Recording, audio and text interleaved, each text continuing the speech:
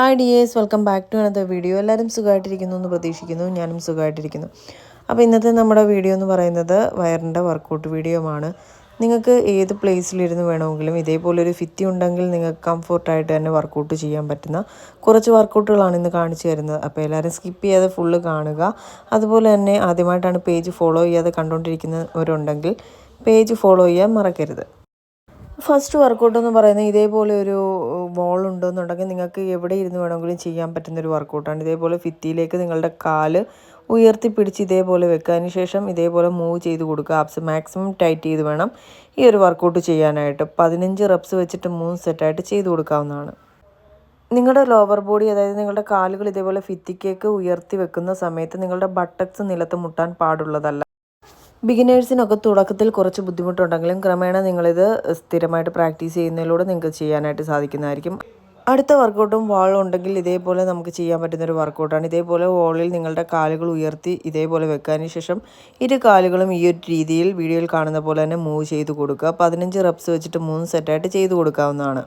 അടുത്ത മൂന്നാമത്തെ വർക്കൗട്ട് എന്ന് പറയുന്നത് ഇതേപോലെ ഫിത്തിക്ക് നിങ്ങളുടെ കാലുകൾ ഇതേപോലെ സ്ട്രെയിറ്റ് ആയിട്ട് തന്നെ ചാരി വെക്കുക. അതിനുശേഷം നിങ്ങൾക്ക് ക്രഞ്ച് ചെയ്യാവുന്നതാണ്. അതായത് ഇതേപോലെ നിങ്ങളുടെ അപ്പർ ബോഡി ജസ്റ്റ് അപ്പ് ചെയ്ത് ഇതേപോലെ ഉയർത്തി കൊടുക്കുക. 15 റെപ്സ് വെച്ചിട്ട് 3 സെറ്റായിട്ട് ചെയ്ത് കൊടുക്കാവുന്നതാണ്. നിങ്ങളുടെ കാലുകൾ ഉയർത്തി വെക്കുമ്പോൾ ഇതേപോലെ സ്ട്രെയിറ്റ് ആയിട്ട് വേണം ഉയർത്തി വെക്കാനായിട്ട്. മുട്ടുകൾ ബെൻഡ് ചെയ്യാൻ പാടുള്ളതല്ല. അടുത്തായിട്ട് നമ്മൾ വയറിൻ്റെ ഇരു സൈഡുകളിലേക്കായിട്ട് ചെയ്യുന്ന വർക്കൗട്ടാണ്. ഇതേപോലെ സുമോ സ്ക്വാട്ട് രീതിയിൽ കാലുകൾ വൈഡായിട്ട് വെച്ചതിന് ശേഷം ഇതേപോലെ നിങ്ങളുടെ സ്പൈൻ ഏരിയ സ്ട്രെയിറ്റ് ആയിട്ട് വെക്കുക. ചെസ്റ്റ് അപ്പ് ചെയ്ത് വേണം നിൽക്കാനായിട്ട്. അതിനുശേഷം നിങ്ങളുടെ ഇതേപോലെ അപ്പർ ബോഡി പോർഷൻ ഇരുവശങ്ങളിലായിട്ട് ട്വിസ്റ്റ് ചെയ്ത് കൊടുക്കാവുന്നതാണ്. 15 റെപ്സ് വെച്ചിട്ട് 3 സെറ്റായിട്ട് ചെയ്ത് കൊടുക്കാവുന്നതാണ്.